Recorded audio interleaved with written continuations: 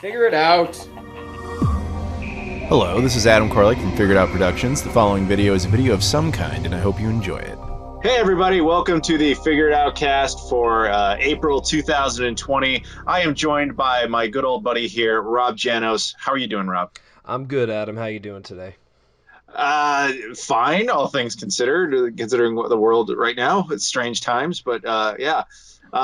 Thank you very much for joining me on the podcast, man. I always appreciate you. And you guys don't know, Rob's like one of my best buddies. He's really cool. You should go hang out with Rob. He's much cooler than me. No, you shouldn't. I'm lame. No, he's got like exciting things in his life, and Not anymore. I know, I'm in the same boat. Everything sucks right now. Yeah. but Rob's a cool guy, and thank you very much, Rob, for joining me. Yeah, it's been a while. I think last time was 2018. I think was on the podcast, so it's been a while. Yeah. That's right. You're not a noob to this. He's been here. He's OG. At some point, he'll take over, and it'll be much better. But yeah. So for those who are just listening or just starting to listen, this is a Patreon-backed podcast. Patreon backers get early access to this. They get it pretty much the day it's recorded, as well as early access to other videos and so on. Of course, it is obviously released publicly, hence you're hearing it now, just weeks after the fact. If you are a Patreon backer, not only can you get it early, you can get all access to videos early. You can also come up with subjects for this podcast or even be on it, such as Rob, because Rob's the man. Anything else you want to say that's going on in the world, Rob, before we get to subjects? How about them Knicks? Oh yeah, they're gonna have a good 0 season like everybody else. Yeah, right. I don't think there's anything of consequence going on in the world right now. Like, look, here's the thing. We're not going to talk about basketball, although we totally could. But I've told him I actually genuinely appreciate the New York Knicks because they're the only team in the NBA that makes the Chicago Bulls management look good. It's the only team that does that because the Chicago Bulls management is horrifically incompetent. So thank you to the Knicks for that. I do appreciate that. You know what, though? I used to be more of a basketball fan until my team left. And now the New Jersey care. Nets, yeah, Brooklyn Nets now. Yeah, exactly. They just basically jumped a river, didn't they? I mean, like, you should be. Who cares? It's like a river and a bay, but they're not New Jersey anymore. So no, I'm just giving you crap. I completely agree with you. If the Bulls just like, oh no, we just moved up to Milwaukee, which would never happen, or like we just crossed over into Indiana, I'd be like, well, they're not the Bulls, So I get it, but still, at least your team exists. They're not like the Seattle Sonics who became Oklahoma City Thunder. You know what I mean? Oh my God. Anyway, enough. We don't want to. We've driven away everyone who was listening. So now we're going to talk about video games. I swear. Because Rob is on the podcast, he gets to choose the subjects. Now he had 4 very particular subjects he wanted to talk about, and they're in the description if you just want to skip around to the time code. But I'll basically introduce them and then let him kind of take over. So Rob, the first thing you wanted to talk about was the latest Nintendo Direct, which at the time we record this was, what, March 26th? I do believe so, yes. It was right around then. Now, I have to admit up front, I did not watch this live. I just kind of looked at some of the information afterwards. So I'll let you lead off. So, you're obviously a Nintendo fan just like me, and I know a lot of our kind of fellow Nintendo fan compatriots were waiting for a very long time for this Nintendo Direct. The last real Direct was in the fall, and a lot of people, myself included, were wondering what the hell Nintendo was going to be releasing this year. It seemed like there was nothing on the docket. It was just kind of all rumor and hearsay. Is it going to be Breath of the Wild 2? Is it going to be a new Mario? Is it going to be Metroid Prime 4? We didn't really know. So all that speculation was kind of at least silenced for a little bit when Nintendo did this Direct on the 26th, where they show, it was a mini Direct, first of all. It wasn't even a full kind of length Direct. And truth be told, I didn't see it either. It was kind of sprung on us pretty spur of the moment. But bottom line, I was not particularly excited or impressed by a lot of the stuff that they had to showcase, which was troubling. Okay, so that's fair. I have to admit, I'm very much in the same body. Some of this stuff intrigues me, I guess would be a way to put it up. There's nothing I'm like, oh, dude. Like, no, there's nothing like that. But there is stuff where I'm like, huh, Star Wars Episode 1 Racer's getting re-released. That's cool. I loved that game for the Dreamcast. Less so the N64, but the Dreamcast version was fantastic. Some of these aren't that surprising. Like Catherine Full Body, I was kind of surprised that didn't come out to the Switch originally. The one that was cool to me is how much 2K, like it says a lot about 2K's financial state, where their only releases are either sports games or stuff that already exists. So like they're putting out the entire BioShock collection on there, which isn't, I guess, super surprising because they already did it for PS4 and Xbox One. Although I imagine that version will kind of suck. It's going to essentially be like the original 360 versions, I would think, running on the Switch. And I guess there's a lot of Borderlands stuff coming, but that was never my franchise. So if I'm sitting here looking at this list of like what will I get? Panzer Dragoon Remake, sure, but that was already known. Limited Run Games just did a pre-order. Is starting a Yeah. pre-order for a physical version of that, which is nice. Yeah, I got the Genesis case variant. Yeah, same here. Very cool. No, sorry, it's Saturn case variant. I'm thinking of Streets of Rage 4. Saturn case variant. Yes, yeah. Panzer Dragoon Remake. But Streets of Rage 4, I got the Genesis one. But yeah, maybe this is just part of getting older and being more jaded and stuff. Is just like less stuff you care about. Like when everybody was talking about Animal Crossing New Horizons, I kept seeing AC New Age, and I was like, I don't remember Assassin's Creed New Hampshire. But apparently I wasn't alone in that because everyone was talking about AC New Age, and I'm just like, what the hell is Assassin's Creed New Hampshire? And I Googled it. I just AC New Age. And there were other people asking the same question. Like, I don't remember Assassin's Creed New Hampshire. It's like, no, it's Animal Crossing New Horizons. So I knew I wasn't totally insane. There were other people going through this. Yeah. Star Wars Jedi Knight Jedi Academy randomly getting re-released onto the Switch as well. I believe that's one of the OG Xbox games that works on Xbox One, so I could see why they would do that. That's one of those things where it probably unlocked some rights or something, and then... Well, and once again, Limited Run Games has been doing a lot of those kind of old Star Wars games, like all the old LucasArts Yeah, but games. What's weird about... Go ahead, sorry. No, that was no. No, well, I was just going to say, what's weird about their re-releases on some of that stuff is, with the exception of like Racer Revenge for PS4, it seems like most of their Star Wars games are just being re-released on the original platform, as opposed to putting it on something modern, which I assume there's an obvious reason for that. They weren't made for those platforms, but it's cool. It's just strange. I mean, you know what I would do to get like a Super Star Wars trilogy on the Switch or PS4? That'd be amazing, or something like that, or X-Wing versus TIE Fighter on the Switch. I think it'd be great to be able to play some of those games, but they're just not optimized, for these systems. So you're just gonna, hence why you're getting Rebel Assault on the Sega CD and things like that. Yeah. So I'm assuming that this is some sort of test for that possibility. Star Wars Jedi Knight Jedi Academy, as well as Episode 1 Racer, both randomly coming out to the Switch, is probably some... In fact, with Episode 1 Racer coming out, I will bet you that there's going to be a physical edition of that through Limited Run. Oh, definitely. They've already released it, so yeah. Yeah, they did an N64 version, right? So my guess is that they're going to do a Switch version through Limited Run. Looking at some of these other, I'm just kind of reading some of the titles. Saints Row 4 Re-Elected is coming out. That game is fantastic. I played it back on the 360 originally. I have the Xbox One version though. So, and then there's just some Elder Scrolls Blades. I think that was the mobile game, and then just some other random stuff.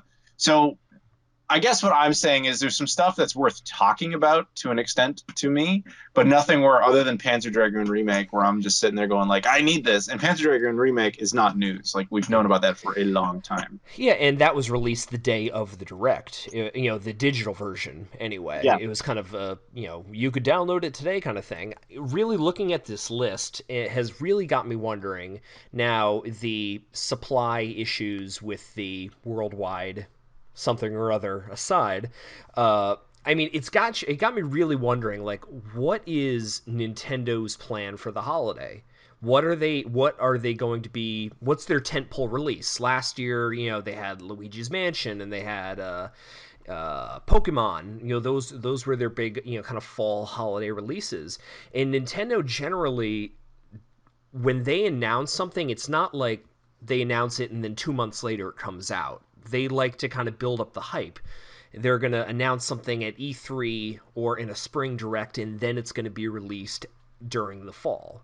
And I'm looking at this list, and it's like Xenoblade Chronicles, maybe, but Well, it says the list also says that it comes out on May 29th. oh, okay, so that's not that, that's not even Yes, applicable. that's that. I thought the same thing. Which, by the way, we should give a shout out to Xenoblade Chronicles because I know a lot of people are super into that thing in Yeah. that game. But truth be told, I'm not a big RPG guy. It's Same. kind of it's. I've played a little bit of it, and it's a competent game. I know it's massive, and I know it's got its fan base, but it's still kind of a niche title. I don't see that your tentpole Mario, Zelda, Pokemon, something along those lines that's going to really draw people in and to buy Switches and buy software during the holidays, which makes me wonder is there going to be one, or is it something totally off the back wall, like a Metroid Prime 4 or a Zelda Breath of the Wild 2, which they've already announced, but are kind of have just been being developed in the background, or is it So, something else? well, all right. So first, I want to clarify. So they're not doing E3 this year, Yeah, even though, yeah. So just there won't be a big announcement like that. They would do a direct if they were going to do anything. With Nintendo, I don't typically. I don't know. I guess I'm not worried about that with them because if this was a normal year instead of the weird, let's say, CV year that we're in, um, I think that their traditional model would be to announce something literally only a couple months before it actually happens, with the exception of the big ones, like you said, Metroid Prime 4 or whatever. But Metroid Prime 4 had almost no development done by the time it was announced. It was and just a stock and holders move. and then it was scrapped, and they switched developers to retro. Yeah, so So it's basically gone through production hell. So I wouldn't expect that one to be the magic title. I agree with you that they will need one, but my guess is they have one and they haven't told us what it is yet. And that's more Nintendo's style. yeah, the one it's not was obviously wasn't part of this direct, but it was kind of came out in the past few days. This rumor of the 3D Mario games being remastered or re-released on the Switch, Yeah, I which saw that. which I mean, if I could like go into just perfect world territory, I mean, my dream Nintendo game would be like a brand new Super Mario All Stars, except with the three-dimensional games, 64 Sunshine, Galaxy 1 and 2. That'd be incredible to have in a As single. well as Odyssey. Well, yeah, I mean, Odysseys are, yeah. I mean, if you wanted to Mario All Stars plus Mario Odyssey, like they did on the Super Well, yeah, Nintendo, but yeah, exactly. You got it. but that would be amazing. Is that a pipe dream? No, Probably.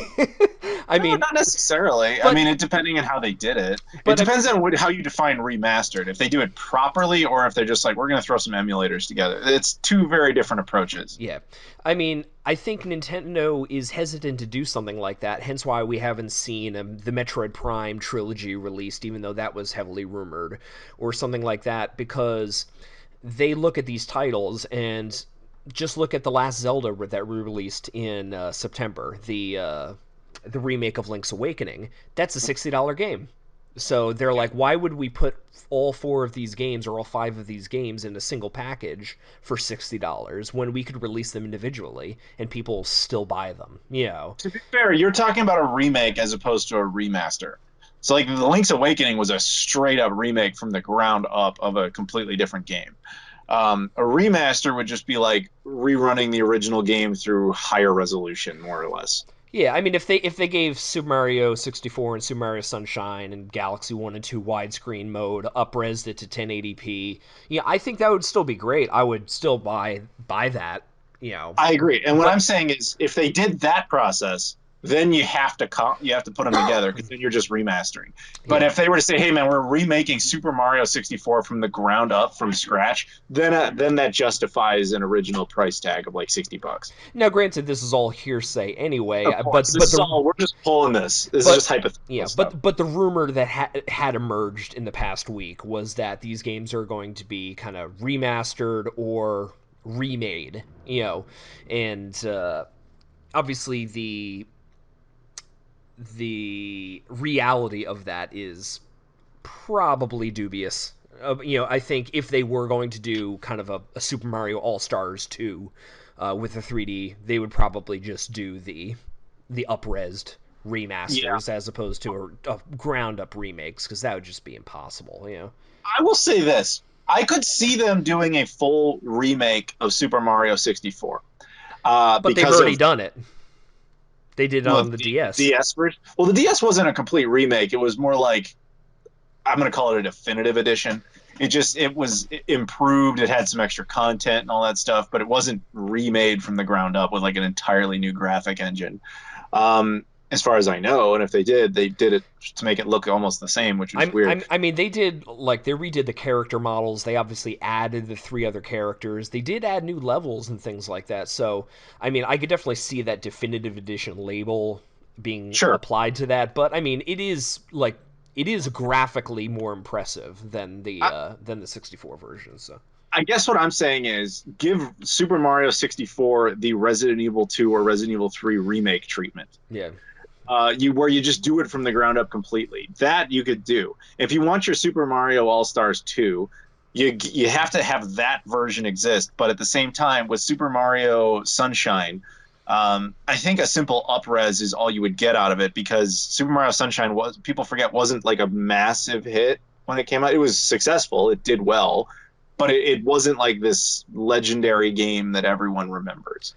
And the same Super Mario Galaxy games as well are very recent, so you could probably get a lot out of simply upscaling the resolution and so on and so forth. Yeah. I don't think you need to remake those entirely from the ground up. Yeah. Oh, and Sunshine and Galaxy still look incredible. Like they really do hold up graphically, you know. So an upres would probably suffice for those, you know. Yeah, I guess I'm saying I look at it. It's funny enough. We're bringing it right back around to the Nintendo Direct itself. I kind of look at it like the BioShock collection they put out. When they put out those three games in that collection, they told me this because I went to a 2K event specifically for that game, and they said we put a lot of work into BioShock One. You know, because that was the oldest game and it needed the most to really bring it out. But to be honest, with Bioshock 2 and 3, we just ran it on PCs like highest settings, threw all the DLC in, and called it a day. Mm. And I think more or less that's if hypothetically the Super Mario All Stars 2 were to exist, I think that's the same thing you would do. Almost. You would take Super Mario 64 and basically do as for scratch remake, and then the other games you just kind of throw in high resolution. If Nintendo was normal, that's what they would do. But you point out very correctly that they're not. So who knows? Who knows? I mean, but that's all hearsay. I mean, It is. It you know, is. We're just but I mean, like honestly, with your knowledge and kind of insight into the industry, I mean, do you honestly see another Nintendo Direct happening during kind of the E3 season? You know, early summer, kind of midsummer for a holiday release, or yeah. I mean, even though that everybody will be like, there won't be a real E3. That doesn't. I mean, Sony was going to do their own anyway. So they'll probably still do it. Microsoft probably will do it, especially when they're both hyping up new consoles this year. That means Nintendo's the odd one out. So odds are they're going to do something.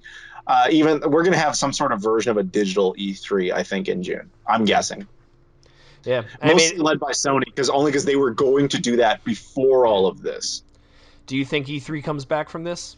Honestly, No, next year? no, no. Yeah, I'm inclined to I agree. think I mean, we're getting way off the rails here, but I'll keep this short. So E3, I've had been fortunate enough to be able to go for the last 3 years. I would have gone this year. But I think E3 its time is kind of over. I mean, even before all this, it was kind of a relic. You know, it wasn't really something you needed to attend. I mean, most people just get the news online. And so the only people who were super passionately going there were the journalists and industry people who are more or less treating it like a convention to see the other coworkers as opposed to really learn anything. In all the years I went there, it was really just about seeing the same people, doing the rounds, doing the socializing stuff. But the video games you actually play is, you know, you only do that in those like VIP suites, because if you were to do it the normal way of waiting in line, you'd be waiting in line all day and maybe play 2 or 3 games. The public perception of E3 is you go to this big convention full of all the newest video games before they're out and you can play them all. That's not reality. That is not how it ever worked. In fact, it wasn't even open to the public until like a couple of years ago. So it was strange, the divide between the public and the journalists, because the journalists were more or less in a completely different club. and over time, its value as a way to get news out there has diminished. And last year, they ended up doxing almost every journalist that attended by accident. Do you recall that? Yeah, it was a leak, right? Like an info Yeah. leak online, or So I guess ESA keeps a record of all of the addresses and phone numbers and email addresses of their invited attendees. I was supposed to be on that list. I don't know why I wasn't, although I'm appreciative that I wasn't. Um, but people who I went with were on that list. I think mine was simply an oversight that I got lucky on. But either way, you basically upset every single person on that list, which was the core people to keep E3 relevant. I think honestly, E3 was struggling with even going forward with this year, and CV more or less gave them a really good excuse not to. The other thing is that people have to remember is the convention center that they were having E3 and their contract expired after this year, and it was not expected to be renewed anyway. So while they haven't said it yet, I will bet that there will not be a traditional E3 again in the way we've seen it. Maybe some other thing somewhere else for like GDC type of thing, because GDC has evolved into what E3 used to be, and then that was canceled too. So, but that was for CV reasons. yeah. I'm just saying, as I drink my coffee, that I don't know what its E3's purpose necessarily is anymore, because the industry people would rather be at GDC and the public would rather be at things like PAX. So E3 is just kind of falling out of favor. Yeah, I mean, the nostalgic person in me, like, obviously has warm feelings for E3 just from when I was a kid. But I agree, it's kind of past its prime, and like I think this will kind of end up proving to be the nail in the coffin for the traditional E3. You know, when you're denied it, then you're like, do we really even need it anyway? Yeah. Yeah, I'm guessing we're gonna move. I wouldn't be surprised if we went into some sort of digital E3, which would basically be like we'll have some sort of streaming service where all these companies do essentially a Nintendo Direct, and it's just kind of unified under one banner called E3. But there's not really a physical thing for pretty much anyone to go to. Yeah. I'm guessing that's how it's going to be. But we're way off subject, so I'm assuming we're done talking about the Nintendo Direct. So we'll move on to the second one if you get unless you have Yeah. anything else. Yeah, sounds good. You're good? Okay. All right. So the next subject you had here is you want to talk about the backlog of games that you've been playing while you're in quarantine. So yeah, I mean, this is kind of, as physical video game collectors, we've always said, oh, you know, we're not just buying these games to play tomorrow or today or the week after. We're buying them to be able to play them, you know, into the future. Sure. But the reality of adulthood and responsibility is that you're really not able to enjoy video games to the level that you would probably hope to be able to. And this quarantine lock in, you know, thing that we've all been dealing with has kind of presented, at least me, the opportunity to address some of this backlog for the first time in a very, very long time. So, you know, it's kind of what's on your playlist right now. What are you playing? That is exactly my situation as well. Because as you know, I typically am out traveling, going from event to event to gig to whatever. So free time at home is minimal. But this has changed that because nobody flying anywhere right now. So that being the case, I decided I'm gonna, one thing I actually did that was kind of interesting is for years I'm kind of a hoarder when it comes to certain things. I've been hoarding tea and coffee and like even napkins and soap, like all those little hotel shampoos, all that stuff. I always took that stuff. I have it. I still have all of it. So it's actually that's paying dividends right now because like I don't need to go out for any of this stuff. But at the same time, I've also been hoarding entertainment for years. So I've got tons of video games and tons of movies and all that stuff. So I'm kind of doing okay, all things considered. But yes, I decided, you know what? I'm going to tackle some video games. So I knew you were going to ask this question. So I actually sat down and I actually thought about every game I've been playing since this started. And I even made a list. So the one that kicked it off for whatever reason, I don't know. I was in a mood for World War II stuff. And I had watched a couple of World War II movies like Saving Private Ryan, and I had watched Downfall. Did you ever see that movie? Oh yeah, the German language film is Yeah, yeah. fantastic. Yeah. 2004, it was nominated for Best Foreign Film. It should have won. It should have won Best Picture. I mean, that movie was phenomenal. Agreed.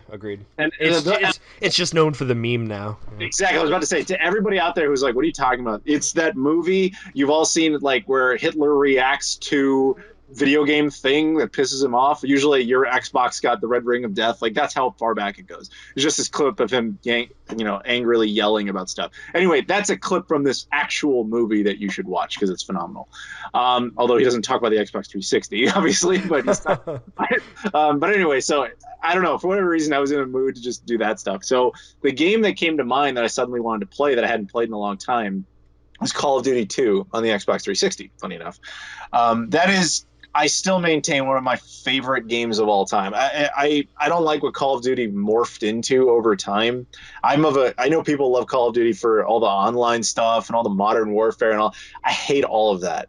I really do. Like I've never liked any of the online stuff. I think that modern warfare and all of that, even the single player versions of that, to me, they come off like crazy fanfics. Like they're in the Star Wars Disney trilogy territory of like, just stop. You're just upsetting me with how dumb this is. Like ghosts and all that stuff. Like I played those and I was like, these are stupid. Like the storylines are awful. Who sat down and thought this is good? And that's fine if you like that. Whatever. It's ultimately it's a first person shooter. But I've always found the Call of Duty games that were the best were World War II ones, with the exception of Call of Duty 3, which I thought was just kind of a mess. It was playable but not great. So I sat down and played Call of Duty 2 again. And I was like, yes, this game is a masterpiece. Whatever. And then I decided to play, Call of Duty World at War. The one no one likes except me. I love that game. I love that game. And that game actually is partially what triggered this because right before all this stuff happened, all this CV stuff, do you know where I was? Where? I was in Saipan, which is that battlefield, island. Yeah. Exactly. See, you know your history. Good on you. It's an island, and it's part of the Commonwealth of the Northern Mariana Islands chain, which I showed you guys footage of in like a couple of playloads ago. A bunch of footage. It's a part of the United States. It's a U.S. territory. They vote in primaries. Like it's part of the U.S. It's got national parks. Our flag is. It's America. But its only real thing that it's famous for is that during World War II, it was a Japanese base, and it at one time was owned by the Japanese. So I'm there seeing every single like World War II site on it. And I think that's what kind of got my engine going as far as all this WW2 stuff. But I sat down and I thought, like, have you ever thought about it? Like, there's almost no games, like first-person shooter games like that, where you play against the Japanese. Almost all of them are against the Nazis because it's not the Germans, it's the Nazis. And everybody can agree Nazis bad, right? But when you're playing against the Japanese, a country we're so close to, especially a company that makes so many video games, it's just something you don't see as much of. So I sat there thinking, like, Call of Duty World at War. I remember playing this before. I remember liking it. It's one of the few where you actually do island hopping in the Pacific. And I could swear there was a level where you played on Saipan. Turns out I was wrong, but that's actually why I sat down to play it, thinking, like, oh, I'm going to go play through the thing I was just at. But it's not actually in there. So after I beat that, I decided to try that new Call of Duty World War II game, the one that came out a couple of years ago with Josh Duhamel. He's in it. It was okay. It was better than, in my opinion, I know a lot of people disagree, whatever, but because I don't want my game to just be a game about running around and shooting stuff. It helps when there's some contextualizing and some grounding. So in the case of the Call of Duty games, the World War II one's the most interesting because I'm not only tied to the game itself, but I'm also tied to the story, which pertains to history, and I find that fascinating. But that's me. But so that game ended up being like okay, in my opinion. I don't really have much to say. I kind of had forgotten I had even played it. It was fine. You play from the American campaign into Europe through Normandy up to the Battle of the Bulge, and then ultimately crossing the Rhine. That's pretty much the storyline of the game. And then you play as a character who's like, yeah, I'm perfect. I can kill everybody, but not in a comical way. He's just amazing. So it's not like Wolfenstein or something, which we'll get back to. I actually ended up playing all the Shenmue 3 DLCs because they all came out. So I ended up playing through those. Actually, at the time we're recording this, I just posted my review of that. The Shenmue 3 DLC campaigns. So I didn't replay Shenmue 3, but I did replay or at least play the DLCs. And then I played Assassin's Creed 1. I had never actually sat down and played an Assassin's Creed game from beginning to end. Despite having played a bunch of the later ones at like events and stuff, I never actually sat down and said, all right, I'm going to play this whole thing. So I played Assassin's Creed 1 and I'm like, wow, this series really evolved. In fact, Assassin's Creed 1 is weird because it's like the only Assassin's Creed game on a major release anyway that has never been re-released. It just, you have the original versions. They made it backwards compatible with the Xbox One, and as I understand, the Xbox One does some enhancement to it. But beyond that, it's just the 360 build. Unlike, say, even the spin-offs, like a bunch of the Assassin's Creed 2 and all the spin-offs and all that are all in a remastered collection. Assassin's Creed 3 is remastered, and along with the other spin-offs are remastered and re-released, but not Assassin's Creed 1. Continuing with the weird fascination of first-person shooters that are somewhat historically based, I say it very loosely, I decided to play Wolfenstein: The New Order. Have you played that? I'm actually in the midst of playing it right now. I just beat the Old Blood and the first one, so I'm kind of moving my way through the new series. So New Order is the first one. Oh no, what's the second one? Wolfenstein 2. Or am I thinking? Or, no, maybe you're right.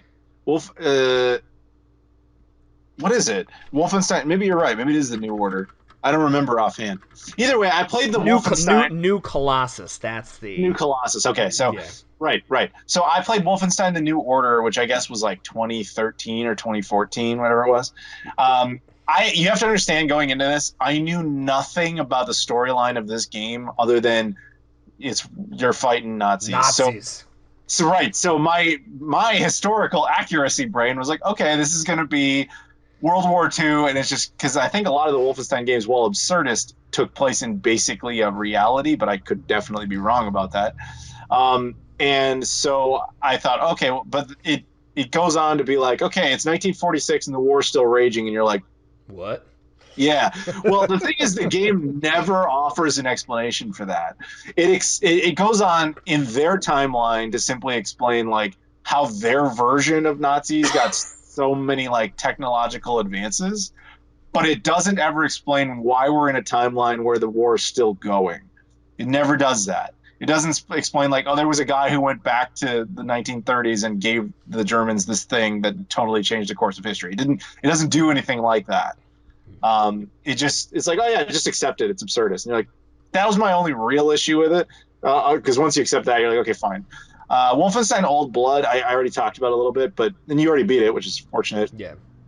Same thing. It's a prequel to New Order. And there's kind of like zombies and shit. I didn't like weird. that.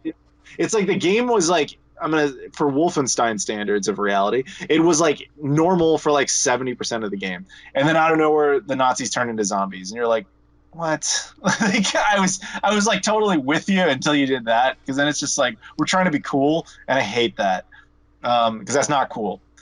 But the game was fine. I've actually been playing Wolfenstein 2, but I've kind of just sporadically going between that and other games, so I haven't gotten that far in Wolfenstein 2.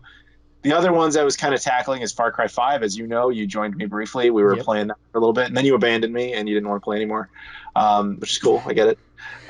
You know what? I actually just beat that game, but I play at ungodly hours. I'm up at like 3 a.m. most nights, so I'll just be on just playing Far Cry, because it's a game that you just kind of jump right back in and just kind of do little stuff. So I'm super hurt because I've been up at your 3 a.m. playing video games, waiting around for you to play Far Cry. You never. It's cool. No, it's fine. I get it. It's fine. It's fine. Well, I'm tackling Far Cry New Dawn next, so you're welcome. Yeah, sure I am. Sure. No, fine. It's fine. It's not like I introduced you to the game and said, "Hey, let's play it together." And you're like, "Yeah, that's cool, whatever," and then you just ditch me. That's cool. That's fine. You're like, "Thanks for the introduction, loser. I'll see you later." Yeah. Anyway, yeah, I'm totally not hurt or anything. And then the other one I've been working on is Assassin's Creed 2, because I beat Assassin's Creed 1. Assassin's Creed 2 is really long, and it's one of these things where I part of me is like, I just want to play it for the story, and then the other part of me is like, I can't help but be like, I'm gonna go find all the treasures. So like, it's irritating. You're conflicted, but then so that's what I've been playing since this whole thing. So it's funny you bring up Assassin's Creed. Is I've never played one of the games in its entirety. I've played like a little bit of here, a little bit of there. But what I've really been enjoying the past year or so was Ubisoft added this mode called Discovery Mode to both Odyssey and Origins, their two most recent games, Yeah, the which history stuff. yeah, which I'm a historian. I teach a class on video game history, but I also I'm a history major, so I have kind of a expertise in history. So I just love walking around the map and look, there's the pyramids, or there's the Sphinx, there's the lighthouse of Alexandria. So I've been enjoying them just like that. But Yeah. I should probably get into the story too. Yeah, no, that's definitely cool. I remember when they introduced that, they told us about it at an Origins event. They're like, we just want to tell you there's like this new mode coming, and it was under NDA for like a few weeks before we could talk about it. But yeah, it's cool. They're trying to basically teach kids something, and I'm all for that. Well, I know a lot of teachers had approached Ubisoft too, that they love these games and they wish they could use it as a teaching tool in class. So I think this is definitely exactly that. And when I do teach that stuff, I definitely want to use these games as a teaching tool, because I think it's something that appeals to young kids. Yeah. Exactly. So anything else you want to throw out there that you've been playing that I invited you to play and you ignored me or anything like that? Is there So any of those? yeah, so I've been kind of locked up. I've been trying to just do things that I would normally be enjoying, outside in the real world, in video game world. So I've been playing a whole lot of open world games to go exploring, like I said, for Far Cry 5. I've been doing playing a Yeah, thanks whole again. yeah, Yeah. I've been playing a whole lot of Sea of Thieves with some friends. A great online game that is constantly getting you know new aspects added to the game, new modes, new stories, and everything. Mhm. I've been playing MLB The Show because I miss baseball so terribly. I miss the And NBA, but I'm not sitting down with 2K. You know what I'm saying? oh, dude, I'm such a baseball nut, so I'm just playing MLB The Show, which is fantastic. And my off the back wall pick is there's a new it's unfortunately digital only as of right now, a game called Afterlife on the Nintendo Switch, which is like a bar crawl through hell. You're these two people that get sent to hell, and you have to outdrink the devil in out party the devil in like a drinking game or something to get back to the land of the living. That game's hilarious. I love it. I've been playing a whole lot of that. But I also just a recommendation for you if you're kind of on this historical first-person shooter kick. I don't know if you've had the chance to play through the campaign of Battlefield One, the World War One No, game. I It's don't even think I own that game.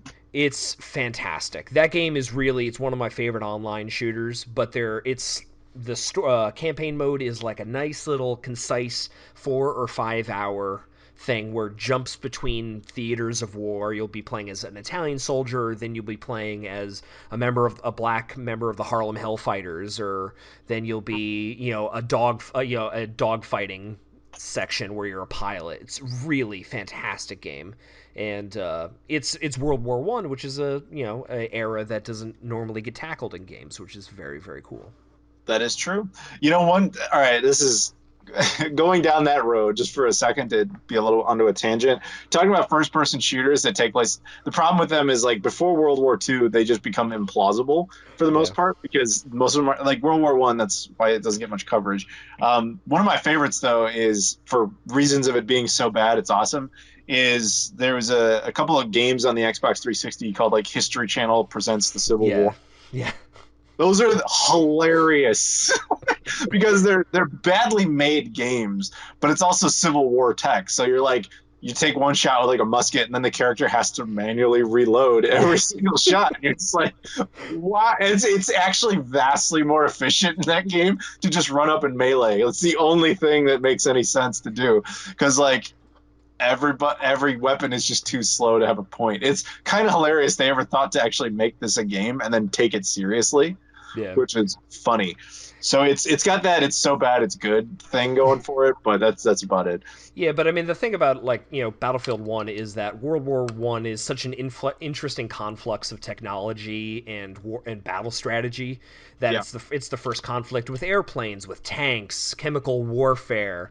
But there are still like cavalry charges and bolt action rifles that but there are machine guns. There are modern technologies, but they're in their infancy. So this game is really interesting that if you play online, you can get into a match where there's a cavalry charge and people just start charging at you with swords on a horse, and then there's also Gatling guns and blimps. It's fantastic. It's just a really really great game, and the single player mode, the story is fantastic. All these kind of little mini stories in various theaters of war. So if you're looking to scratch that history itch that maybe Wolfenstein didn't give to you, I can't recommend Battlefield 1 enough. Well, I'm still working on Wolfenstein 2, but yeah, I don't own that game, funny enough, so I'd have to go find it, although I'm sure it's a very cheap game at this Oh point. yeah, it's probably like $10 on eBay or something. Yeah. Yeah, exactly. Anything else you've been touching? Anything else you've been playing? No, just touching myself too much. And censored out. Okay, so we'll move on with the shout outs here. Aside from you, who doesn't deserve a shout out because you betrayed me, you betray me, you're not good. With Far Cry 5. That was a Rim reference because you didn't get it.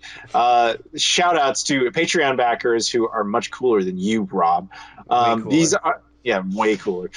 We got Trey Wagner, Luis Bonilla, Michael Kelly, Jesse Perez, who actually did play some Far Cry 5 with because he's not like you, Joseph Tamburino, Eric Perez, and Caleb Bravo. Thank you very much, guys. Once again, that's Trey Wagner, Luis Bonilla, Michael Kelly, Jesse Perez, Joseph Tamburino, Eric Perez, and Caleb Bravo. If you would like to get a shout on the podcast, be on the podcast, or come up with subjects for the podcast, by all means, check out the Patreon at any time. Thank you very much. So moving on to the next subject, which you picked, you wanted to talk specifically about the Xbox Series X specs. Now, I kind of did a video on this sort of recently where I was talking about the PS5. I'm not going to say versus the Xbox Series X, although a lot of people kind of took it that way. But basically, the long and the short of it is it's the Xbox Series X from a technical perspective outperforms the PS5 in most regards, with pretty much the sole exception of its I/O data speeds.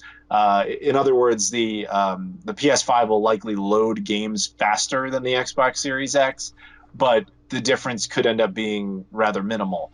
But accumulatively over time, that could be a factor. But aside from that, I didn't really find much else to say about the Xbox Series X because we don't have it in hand to really practically discuss. You But know, what did you think?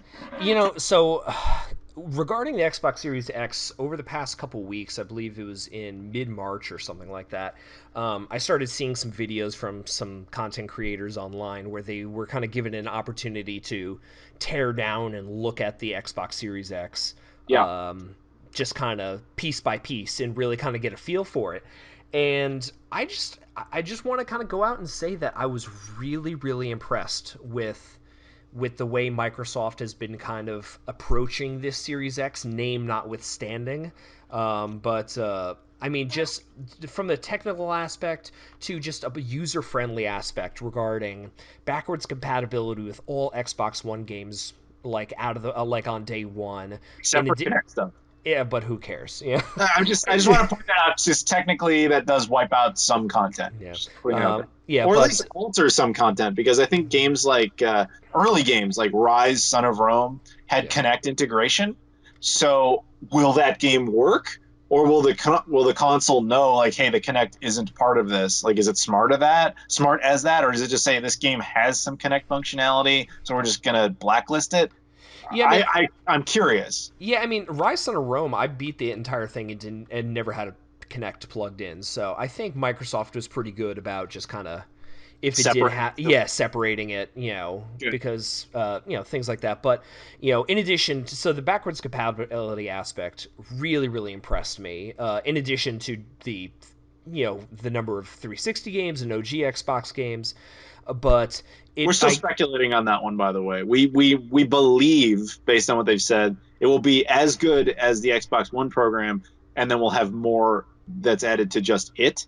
But the question is like, are they going to keep doing it the same way where it's essentially digital re-releases? Are you going to allow full compatibility? Are you going to do full compatibility through just direct disc playback? Are you going to do it through the same method of digital download based on the disc data? Lots Well, of questions. yeah, I think they've said, like, I think they've at least said that they would, be doing it digitally. I think that's realistically the way that it has to be, unless they're going to really put an entire 360 or an entire original Xbox in there. Well, no, I, no, no, no, no. You're still emulating the hardware. The question is, what does the disk drive do? The Xbox One's original disk drive was not meant to stream data; it was meant to download data off of a disk. yeah, Whereas Xbox Series X, theoretically, if you wanted to, you could give it the capacity to redirect content. Meaning, the original Xbox and 360 would not require installation. They would benefit from it, I'm sure, but wouldn't necessarily require it. I'm not saying mhm. that's how it's going to work. I'm asking, could they do that? And hypothetically, yes, but at the same time, I don't believe with their desire to make things more digital that they would even consider that. Yeah. I do see that. I think a lot of it just probably has to do with, wanting to placate classic retro fans like us that do have a library of these games, but also they want to be able to give other players that don't have them physically the opportunity to do it. Hence why you're doing this kind of digital emulation thing that you're basically just inserting the disc and it's a download code for the Xbox Live Marketplace. Yeah. Essentially, yes, but it's interesting. I want to explore this, even though it's not super important, but let's explore it slightly. There is a distinct difference because if you're sitting there thinking like, I don't really care if it plays off the disc or if it downloads it and the disc is just sitting there doing nothing. I just want to play the game. That's a fair position to have, but the reason it's important to understand the difference is the legal issues that come with that. If the console is playing the games directly, as in it recognizes the disc and it just plays data off of it originally, like say the original Xbox did, it doesn't need to check online to get any sort of digital backup of it, meaning it doesn't require distribution rights. But if it does get digitally re-released, then that requires distribution rights. So the reason the original Xbox games, I mean, the Xbox One could easily handle backwards compatibility with the original Xbox. In like a Thanos-like snap, you could have made it compatible with every game on the console. The problem is you don't have the legal right to redistribute every single one of those games through a cloud service. You just don't have that because if somebody buys it digitally, as you just said, where does that money go? It's not Microsoft's. They don't own, say, Panzer Dragoon Orta. That's Sega's. You know what I'm saying? Yeah. So somebody has to get that. If you own the original disc, there is no redistribution of profit on that. It's just whoever has the disc has the right to just use it. So that's where it becomes a significant question because if you were to allow the Xbox Series X to play games off of a disk drive directly, you unlock potentially the entirety of the original Xbox and Xbox 360 library. Now, where that could get weird is, of course, like you said, people who want to do digital downloads versions. So you would potentially have to compromise on this idea like, look, if you have the disc, the game's going to work. It'll play right off of it. However, there's going to be a whole bunch of these games that I guess they could call it optimized, but really what they've done is taken a bunch of games they have the rights to redistribute, and they give you the option to do the digital download thing with just those games.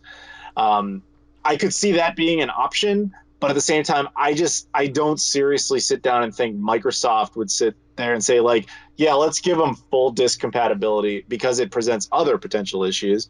Um, but I just wanted to explain the difference so people know like why you don't just get a digital like upgrade to the Xbox Series X or Xbox One X that allows it to play everything from backwards compatibility instantly. Yeah. But, I think the way Microsoft, bottom line, I think the way Microsoft is approaching this backwards compatibility is leagues better and far and away better than the way Sony is approaching it. And like generally I'm a day one adopter when it comes to consoles. Like, I was planning on probably getting the Xbox One Series X and the PS5 like if not day one pretty close to it. But I'm also a guy that if backwards compatibility is offered, I'm probably going to sell my previous console. I don't necessarily hold on to it as much as other people do. So I was probably like, okay, Series X comes out, if it's backwards compatible with 100%, basically 100% of controller compatible Xbox One games, I'm going to sell my Xbox One X. Same thing with PS4. If PS5 comes out and is compatible with all of these PS4 games, I'm probably going to sell my PS4 in order to, shoulder the cost of the new console. The way this controversy that really hit Sony regarding this top 100 PS4 games playable on day one kind of thing really made me recoil a little bit at the thought of getting a PS5 day one, or even until they get a substantial list of these PS4 games working on their console, because I have a large PS4 library and I'm not ready to upgrade to a PS5 until I could play those games. What about all these limited run games, like these small release games that, aren't your Maddens, aren't your Call of Duties, aren't your PS4, your Sony first party titles? I think that's really advantage Microsoft, where Microsoft has been doing so much right in the way of customer service the past few years that Sony had previously done earlier in the console generation, of just appealing to consumers in terms of flexibility. Oh, you have your backwards compatible games? Awesome. Even with the Xbox Series X, being able to use Xbox One controllers on there is fantastic, and you could use Series X controllers on your Xbox One. I think that seamless user interface is going to be so fantastic. And Sony is playing catch up. Not only do they have a weaker console on paper, but they're also kind of botching some of these customer service things that before they were not. So I just kind of wanted to give a big shout out to Microsoft, saying that I was really impressed with kind of how they're approaching this next console launch. It's kind of hilarious. Like, there's a lot to that I want to talk about, but like the first point in the defense of Sony, like Mark Cerny was talking about how, oh, like day one it'll be like compatible with like 100 games, but he, like, literally the next day Sony came out and was like, just correction there, like it's going to support like the nearly 4,500 game PS4 library. I guess the way Sony is doing it is they're claiming that the PS5 will have to, I want to say, not emulate, but more or less digitally replicate the PlayStation 4, because I guess there's a big difference there. And in doing so, they kind of more or less have to bug test everything. But they're claiming, no, no, no, it's going to have like way larger support.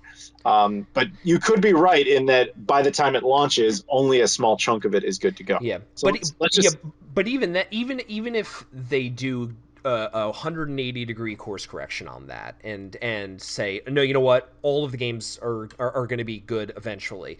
They've already kind of put their foot in their mouth. It's the same as kind of with the way Microsoft did with the Xbox One, where they're like, oh, it's got to be online only, or it can't play used games, or won't read the right. games off the disc. It doesn't matter that they reversed course on that.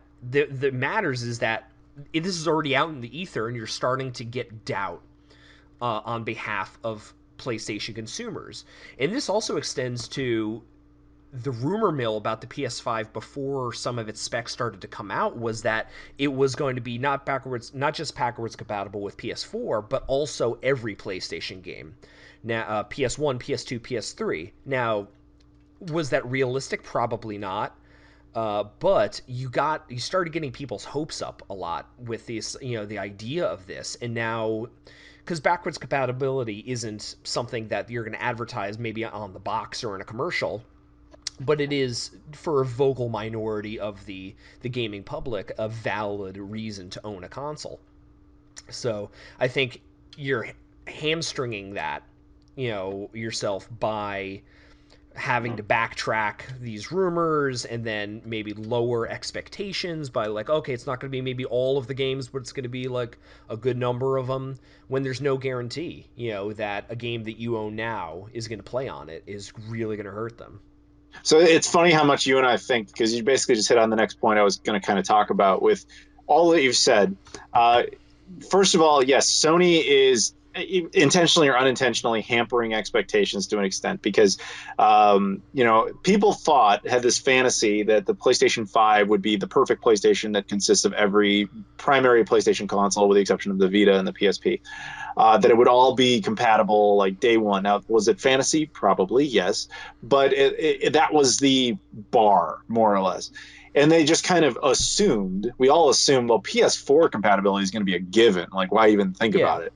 Then this whole situation called into question that we may not even really get true PS4 compatibility, which again Sony is now denying. But you're right, it's out there. It's a different in perception based on how Microsoft's handling it and Sony's handling it. And what I was going to say, fueling based off of what you said, is that historically this is interesting because this is once again happening where the company that wasn't doing well does everything right the next time around, and the company that did everything well is screwing up again. Now, I'm not going to go so far as to say Sony's screwing up, but they're not trying as hard to win over the fan base. They're just kind of doing what they want to do, as opposed to Microsoft's like, we hear you, we got you. And they're basically doing the PlayStation 2 model. Almost, with the exception of like, we're going to have this format that's exclusive to us for a long time, DVD in that case.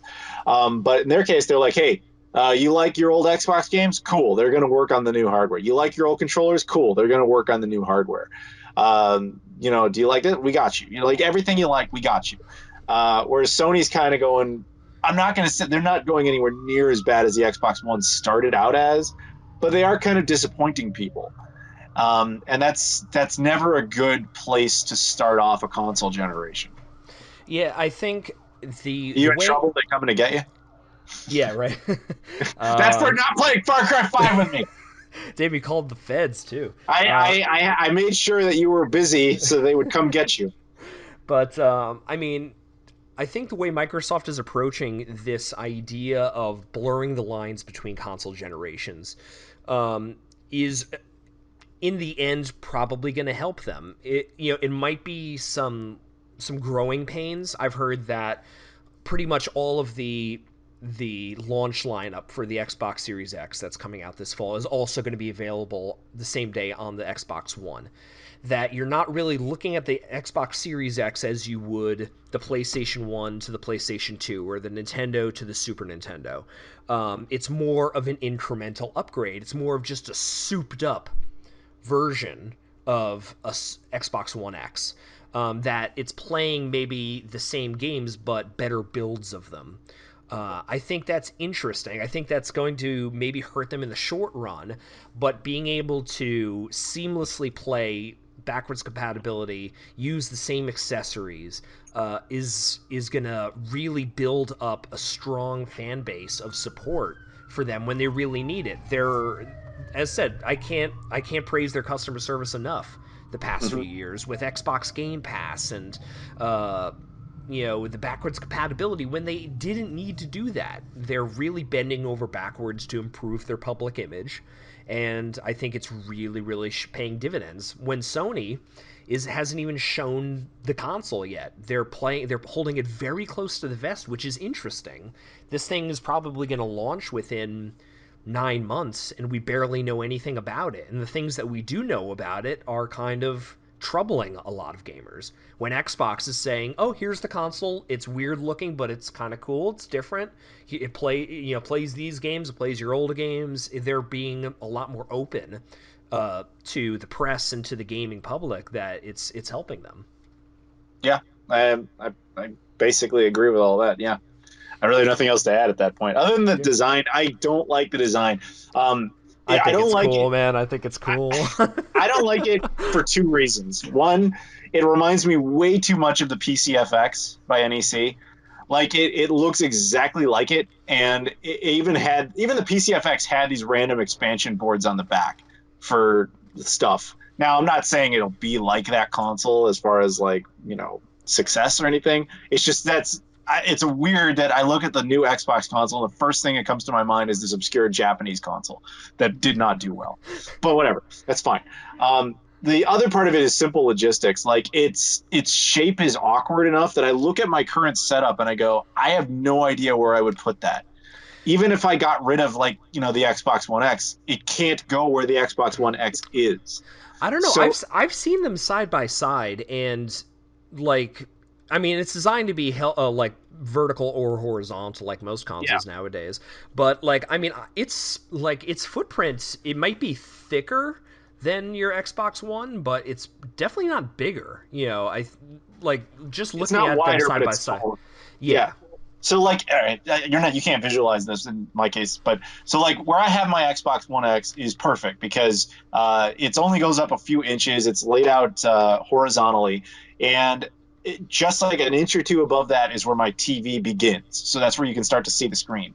So if I were to replace it and put the Xbox Series X there, the Xbox Series X would cut off a few inches of my television screen, which Mm. would require me to then raise the television in order to make that work. The alternative of putting it vertically, well, that definitely won't work in its current place. It would have to be moved somewhere else, which is doable, but then that just creates a whole big problem of having to reshuffle a bunch of things.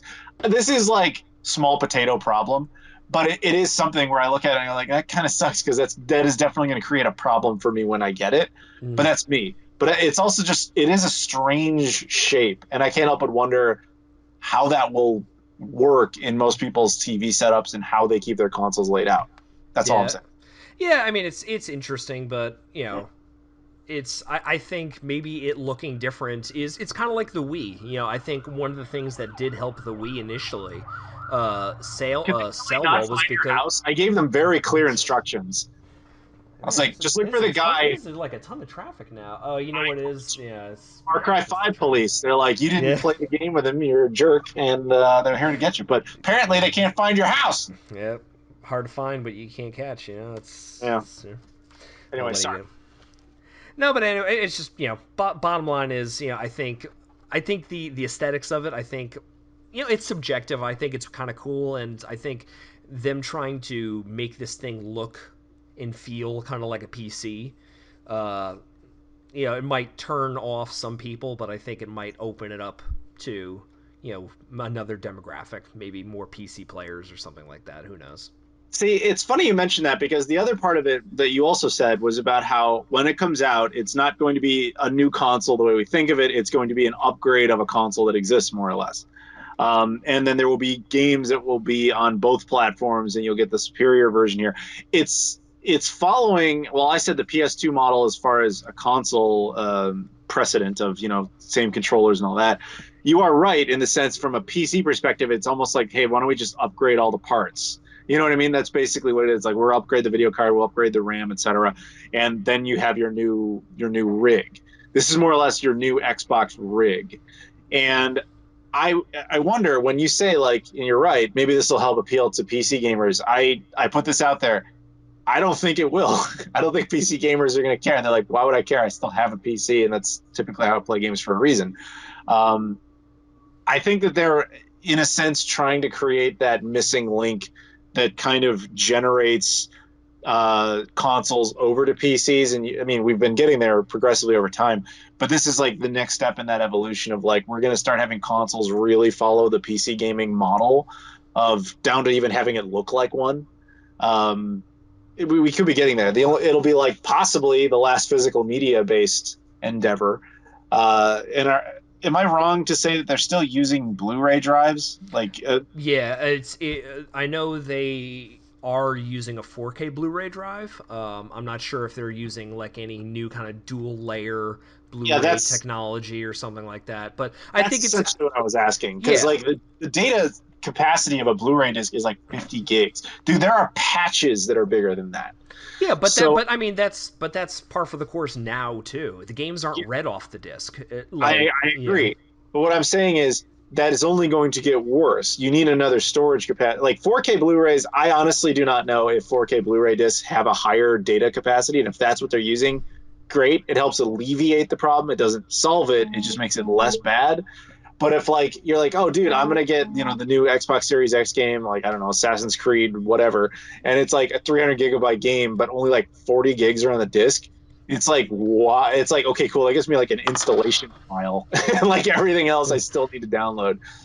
Obviously, the new Assassin's Creed game is Assassin's Creed New Hampshire. You should know that by now. Oh, yeah. Sorry, I still Ubisoft. I can't always talk about these things. I can hint at them, but um, but yeah. But do you see my point though? So like, I'm just wondering if it uses another format. Like, if I honestly, I'm sure information is already known. I do not know, is what I'm saying.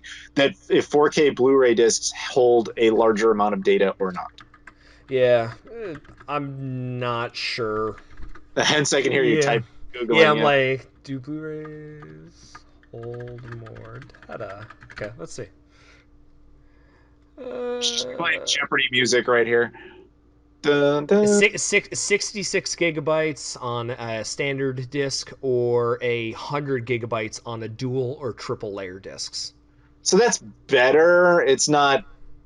I mean, like I said, regular ones are like, I think single layer Blu-rays are like 30 and dual layers are like 50. So So 25 gigs for a standard Blu-ray. so there you go. So it is an improvement. Good. It doesn't solve anything, but it is definitely better. So I guess that makes me feel a little better, but whatever. No, Anyway, anything else to say about this before we move on to the last no, subject? no. Let's put it to bed. All right, so the last subject here is you want to talk about the Intellivision Amico. And all I really have to say on this thing, because honestly, I don't know a whole lot about it. I was at PRGE when this thing was announced, and to be honest, I didn't care then. So you lead it off. So I mean, like, how much have you been following kind of the news cycle about I this know it's console? Intellivision in name only. Yeah. I believe it's a child-friendly thing, and it's like some sort of wireless like controller interface. Like that's all I kind of remember about it. So this, I think, okay, the bottom line, the thesis of this segment is going to be, who the hell is this for? Because basically this console has been, as you said, has been announced and marketed to be a family friendly or child friendly console that is maybe going to have low cost software between, like $3 and $10. The console, is going to be around $200. But they're using this moniker of Intellivision, which obviously holds some weight to retro gaming enthusiasts like you or me, but to your regular mom and pops and your kids, they have no idea what this is. They have no interest in the fact that this is a rebranded console or something from the 1970s. But this whole thing is being really spearheaded by a famous video game personality, famous composer named Tommy Tallarico, who had done the soundtracks to Earthworm Jim and Terminator 2 back in the 90s. He's a very vibrant personality. He's very opinionated. He's very confident, and he's been kind of been the main PR voice behind this Intellivision Amico.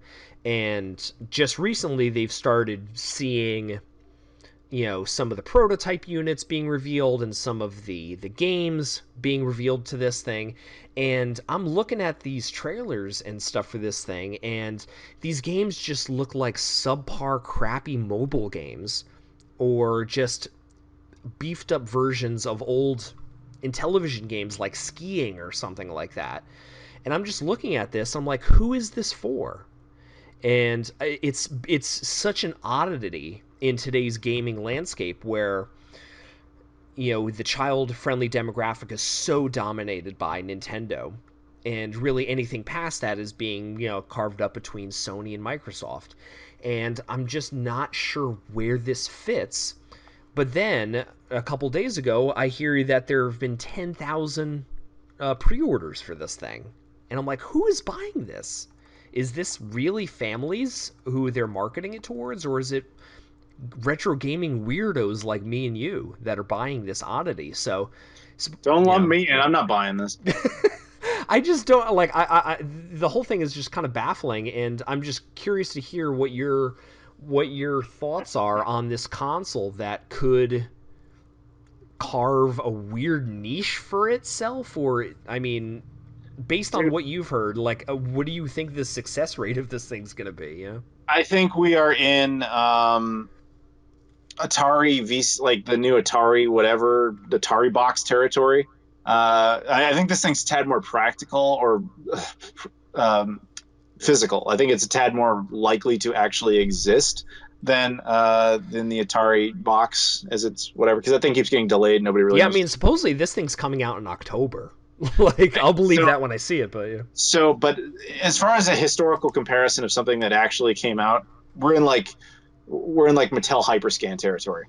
Like this thing doesn't need to exist. Much like the Mattel hyperscan, I think the goal, maybe not the goal, but the only possible market you really have is be a really cheap console that is very affordable alternative to the real consoles, and just kind of trick ignorant masses into thinking like, oh, little Billy, we're not going to get you a Switch. That thing's kind of expensive. We're not going to get you an Xbox. We're not going to get you a PS. Those are expensive. Why don't you take this thing and tell? When I was a little kid, I kind of remember Intellivision. I didn't know they still made stuff, but this must be good too. You get that, and it's like whatever. But then you tell me it's $200, so that really defeats that argument. Yeah, So it you know, I don't see how this works. The yeah, I only mean, people I see actually buying it are people who know it will flop, so they're buying it while they can, like yeah. as if like a collectible thing. But I got news for you: if only the collectors are buying it, it will never have value. Well, that's interesting because they're marketing this thing like a lot of the kind of social media outreach for this done by Tommy Tallarico and Intellivision that I've seen has been done through retro gaming YouTube channels or gaming YouTube channels. Like I've seen interviews with Tommy Tallarico on your buddy Rerez's channel, and I've seen him done on Review Tech USA and like a number of channels where Tommy Tallarico is going on there, and he sounds like the weirdest like used car salesman I've ever heard, where he's like telling these like seasoned cynical gaming YouTubers about like, oh, and like you're gonna be able to sit down with your kid and you're gonna be like, oh, I'm gonna play, skiing, or I'm gonna play Missile Command, or Earthworm Jim. There's like a new Earthworm Jim on it. It's like your kids don't care about this. They want Mario, and every really mom and pop that are going to go into a Walmart or something like that, if this thing goes to store shelves, they're going to look at that and they're going to look at the Nintendo Switch, see $100 difference probably at the least $100 difference, and they're going to be like, okay, well I'm going to go with the Switch because that's what my kid wants. Yeah, it's just really the whole marketing of this is so odd. The one argument I can see for it is Tommy Tallarico is a guy who seemed to just know success backwards and forwards. I mean, he's like you said, he did scores for games that we all grew up on, but you have to factor in what he grew up on, which was probably the Intellivision. Intellivision, yeah. And so he probably believes there's a much bigger market for Intellivision enthusiasts or people of that era than there actually are. But the problem is, I mean, I've seen this man walk around at PRGE. So I know he's seen the same environment I have, which is you'll find Atari stuff there, but nothing of value. You'll find Intellivision stuff, but nothing of value. The problem with retro video game collecting is it has a series of waves. It's valuable when it comes out, then it loses value, then eventually it regains value when the generation that had it as kids grows up and has money and wants to rebuy their childhood. But then it goes back down again when those kids are now adults and say, even though I just bought all this stuff and it was fun, I now have to think about getting married, having kids of my own, and all that stuff. And they sell all that off. And then it never really comes back. So Atari stuff of second gen, I keep saying Atari generically, it's not fair, but second Yeah. gen stuff um, is past that point where the generation that originally had it, they even rebought it and then got rid of it again. It's unless they become like grandparents and they're in retirement and then they decide they want to rebuy that stuff. We haven't seen that yet because it hasn't been enough time. But that's the only possibility for more recovery of that generation. What I'm basically saying is there is not really a big market for anything named Intellivision.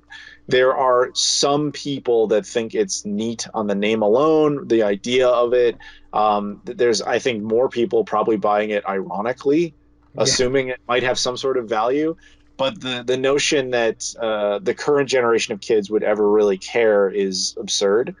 And I have this vague memory of actually being contacted by someone representing the Amico, but I don't think I know I didn't respond, so I know I had nothing to do with it. I get requests like that all the time, but it's like, I'm not gonna make a video about something I don't care about, or I know in that case it would just be like, I'm not gonna call it shilling, but like you're essentially just using your platform to advertise this crap. And if it's like at the very least I have to also agree with the product, but in that case I don't. So it's Yeah. like there's no point in opening that dialogue. Um, so yeah, I agree with you. I don't see who this is for. I do not see a universe in which this succeeds under the current circumstances. I could possibly see this thing doing at least, if their expectations were low, I could see it doing decently if it costs like $50, because you would get enough of the collector's market to be like, all right, what the hell, that's cool, it's $50. And you could get enough of the tricked the soccer moms market, but that's it. You're not going to create the next Wii here with this thing. You're not going to become a legitimate competitor. You are in Mattel Hyperscan territory. Yeah, and that's what's so confusing about the way Tommy Tallarico's really gone about promoting this thing is everything that he said that is so revolutionary on this thing is being done by Nintendo, and it's being done better by Nintendo. It's just it has no place. It has no feel. It's just so odd, and it's amazing that, like, people talk about the Atari box / Atari VCS, you know and it could be in the same category as something like the Coleco Chameleon, something that is an idea and a concept that never comes to fruition because they've delayed it so many times. But supposedly this thing is they're taking pre-orders on it. They're putting this thing into production. Um, you know, and is expected to launch on October 10th, and it's like, what Is it is this reality? Like, is it all digital, or does it have physical media?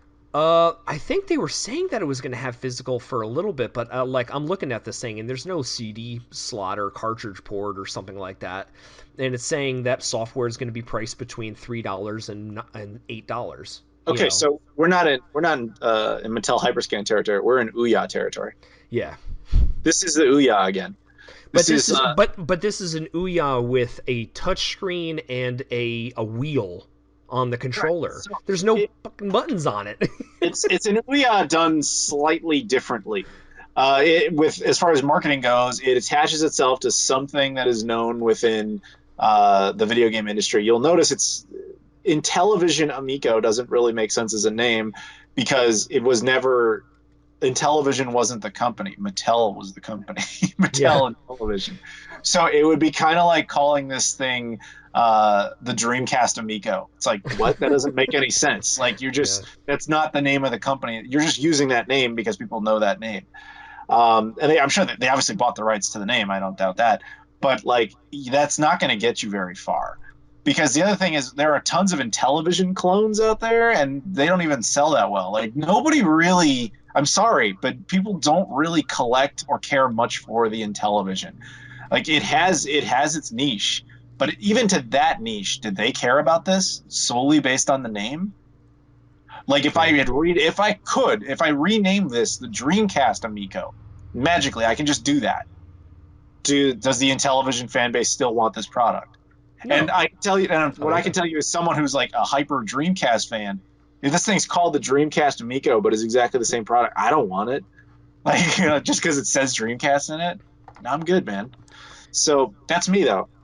Man, I don't know. The whole thing is just such an oddity. So Yeah. yeah. Now, I say all this based off of what information I have. Keep in mind, I have not played this thing. I have not used this thing, and I haven't got an in-depth background on it. This is just based on like what I do know. So it is possible that this thing comes out and somehow it's a game changer. I doubt it, but I would love to be wrong because I've always room for I always find it interesting if something like that can succeed. But what was the last one that did? The Even la the the last last like like back wall like newcomer weird yeah, console that yeah, you want to know what it was?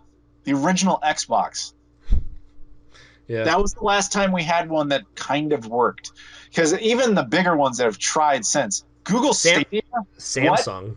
Samsung, the new one? You know, Yeah. I just got a new one. Do you know how many games exist in the new one library? Like 6? 8 worldwide, and that includes a Korean exclusive and one that leaked online but never came out. So yes, 6. And it's you cannot call that a success. You can't. You just can't. Well, Uh, Google's one of the richest companies in the world, and they just shit the bed on a console they launch. Yeah. exactly they just failed on it. Ouya failed. Nvidia failed with the Shield. Then you have a whole bunch of these other companies that have tried and never even got out. I remember Mad Cats at one point was going to make one of these things. The OnLive never took off. Oh, the Phantom. You The remember the Phantom never. Yeah, Phantom? of course I remember. Never. Infinium Labs' Phantom never came out. Um, it's ludicrous to think that these can work. This is not going to be a thing. The only way that anything like that ever sees even a modicum of success is through nostalgia alone, and that's obviously what they're basing the name off of. But the only thing in that realm that kind of worked was the Genesis Classic, and that entirely ran off the success of the actual Genesis, Yep. which was actually a big hit and is much more age appropriate now. Like that generation is, while they're starting to get out of it, they're still in there, still buying stuff. So there was time for that. But you know why Sega picked the Genesis? Because it was the only one that was likely to work. If they were to follow just like, hey, we can just do anything, they would have started with Master System and it would have died right there. So Genesis was a freak exception, but even that doesn't really count. It wasn't Sega attempting to get into the hardware market again. So yeah, but until you you have to go all the way back to 2001 with the original Xbox to find a new console entry that people went what, and it actually panned out. Yep. That's it. This is not going to pan out. I'm sorry, it's not going to. And listen, as both of you and I are students of video game history, it's like we both find these failed consoles absolutely fascinating. It's like you and I, have weird shit like the Apple Pippin and the Vectrex and the fucking Atari Jaguar. I like bad consoles. Yeah, And they're it's fun. like, yeah, they're really fun, but it's, Let's so it's, clarify. The story about them is fun. I don't exactly sit down and game on my Pippin all day, but I love the story of it. It's yeah. fascinating. That's what's fun about it. Anyway, go on. Yeah, so it's like this thing. I guarantee you, in a couple of years, is going to be a really funny story that Yeah. we're able to look back on. And if this does come out and it sells like 50,000 units, man, I'll eat my hat. It's like, yeah, who Isn't that knows? kind of a low bar? 50,000 units. Yeah, I mean, what the I mean, Vectrex sold like under 50,000 units. Yeah, sure, but the Vectrex was relevant in the time in which it came out. This thing is not relevant at all. yeah, So, and that was also with way more competition and less of a fan base, let's say at the time. So I'm talking about modern standards. I mean, like your average game gets a bigger print run than yeah. 50,000 units. And I realize those are two very different things, but I don't think 50,000 units would be considered a hit for a console. In fact, in most contexts, that would be considered a giant disaster. Yeah. Um, Well, in fact, The Wii U sold 12 million, and it was an utter disaster. Yeah. exactly. So, granted, its only quote unquote advantage is it's not really meant to be direct competition. And if it is meant to be direct competition, then that's hilarious because that will never pan out. Um, but yeah, I don't know. Well, listen. All I could do is just go watch Rerez's or Review Tech USA's video with Tommy Tallarico, and just you'll be as baffled as I am about it that this thing is even this close to a reality. It's just such a weird thing. That's Sure. this is most definitely the darkest timeline. Like, I will say this though. I mean, even though I have no interest in this thing, and we're kind of just, I'm not. I'm actually not saying anything about the quality of this product because I honestly don't know. That's not what I'm well, talking. nobody knows. Nobody's played it. Yeah. Sure. So I'm not talking about that. I have no idea if it could be amazing. I have no idea. What I'm talking about is its market viability. That's the part that I just find to be utterly impossible. But I will say this to Tommy Tellerico's credit, he's got a vision, he's got a dream, and he's making it happen. And a lot of us never do that. So good on him for that. Yeah, Anything definitely. else? No, that's it, man.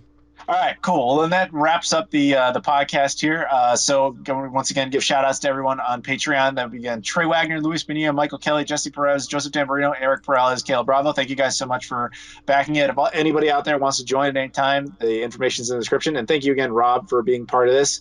Even though you've abandoned me on Far Cry 5, but it's cool. Whatever, I got you. Anything else you want to say? No, thank you for having me on. Stay in touch with me. I'm on Instagram at Grappador Gaming, and thank you to Adam for having me. It's always a pleasure to shoot the shit with a fellow nerd, and hope to do it again soon. Yeah, I tried to stay in touch with you about Far Cry 5, but you didn't show up. It's cool. All right, I'll see you later. Bye. Thanks again, everybody. Take care.